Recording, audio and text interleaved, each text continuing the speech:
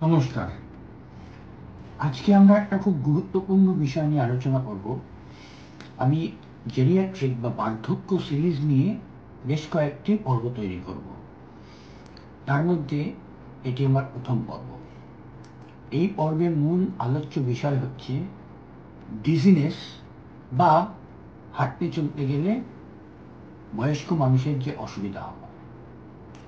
আমাদের ক্লিনিকে বেশিরভাগ বার্ধক্যজনিত সমস্যার মধ্যে অন্যতম কারণ হচ্ছে, ডাক্তারবাবু আমার না মাথা ঘুরছে, আমি না হাঁটতে পারছি না, আমার না হাঁটতে গেলে ডাল খাচ্ছি।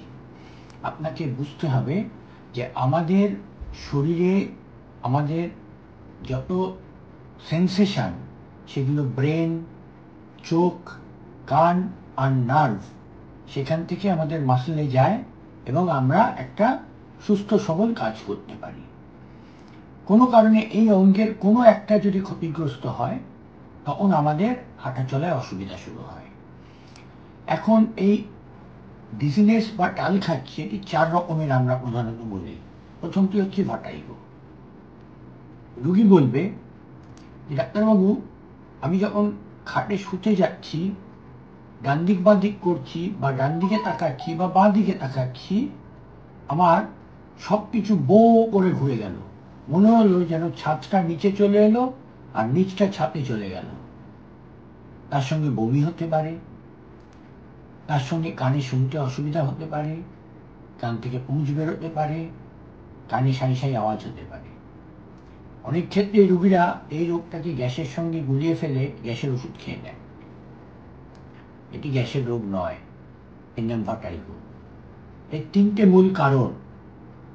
1 নম্বর বিপিপিভি, বিনাইন পজিশনাল প্যারক্সিসমাল ভাটাইগো, যেখানে আপনার মাথা ডান দিক বা বাঁ দিক করলে তখনই মাথা ঘুরবে, অন্য সময় ঘুরবে না। দ্বিতীয়ত ভেস্টিবুলার নিউরাইটিস, সেখানে মাথা ঘুরবে, খুব অ্যাকিউট হবে, ইন্টেন্স হবে এবং কানে শো শো আওয়াজ হতে পারে বা কানে শুনতে কম পেতে পারে। আর তৃতীয় হচ্ছে মেনিয়ার্স ডিজিজ, যেখানে অবশ্যই আপনি কানে কম শুনবেন এবং আপনার কানে একটা শো শো আওয়াজ হবে। ভাটাইগো আপনার হলে, অর্থাৎ আশেপাশের জিনিস ঘুরছে, তার সঙ্গে বমি হচ্ছে, আপনাকে সঙ্গে সঙ্গে আপনার বাড়ির লোককে বলতে হবে যে আমার এই অসুবিধা হচ্ছে, আমাকে হাসপাতালে নিয়ে চলো।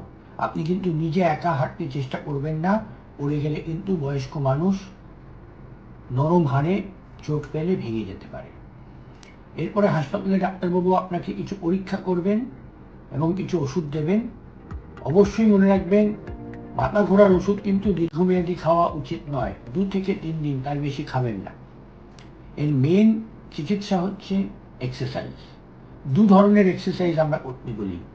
একটি হচ্ছে ব্র্যান্ড ড্যারফ এক্সারসাইজ, একটি হচ্ছে vestibular rehabilitation exercise. Brandt Daroff exercise হলো ঠিক এই রকম।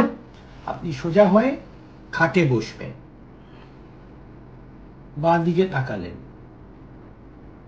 30 সেকেন্ড পর আপনি ডান দিকে খাটে শুয়ে পড়বেন, 30 সেকেন্ড পর আপনি উঠে বসলেন, সোজা হয়ে তাকালেন, 30 সেকেন্ড পর আপনি ডান দিকে তাকাবেন, 30 সেকেন্ড পর আপনি বাঁ দিকে কাত হয়ে শুয়ে পড়বেন, 30 সেকেন্ড পর আপনি সোজা তাকিয়ে বসে থাকবেন। এই এক্সারসাইজটি আপনাকে সকালে 10 বার এবং রাতে 10 বার করতে হবে। দ্বিতীয় এক্সারসাইজ হচ্ছে ভেস্টিবুলার এক্সারসাইজ। মাথা স্থির রেখে চোখের মনি ঘুরিয়ে ওপর দিকে তাকাবেন, 10 গুনবেন, নিচের দিকে তাকাবেন, 10 গুনবেন, ডান দিকে তাকাবেন, 10 গুনবেন, বাঁ দিকে তাকাবেন, 10 গুনবেন। সকালে 10 বার, রাতে 10 বার।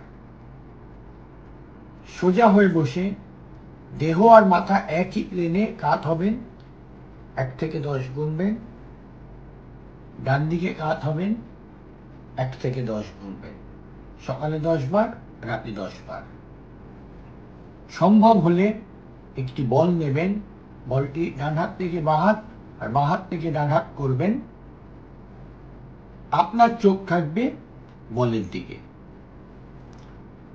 সুতরাং আপনার ভাটাইগো হলে বা আশেপাশের জিনিস বো বো করে ঘুরলে তখন আপনি সন্দেহ করবেন যে আপনার নয় বিপিপিভি হয়েছে, নয় ভেস্টিবুলার নিউরাইটিস হয়েছে, নয় মেনিয়াস ডিজিজ হয়েছে।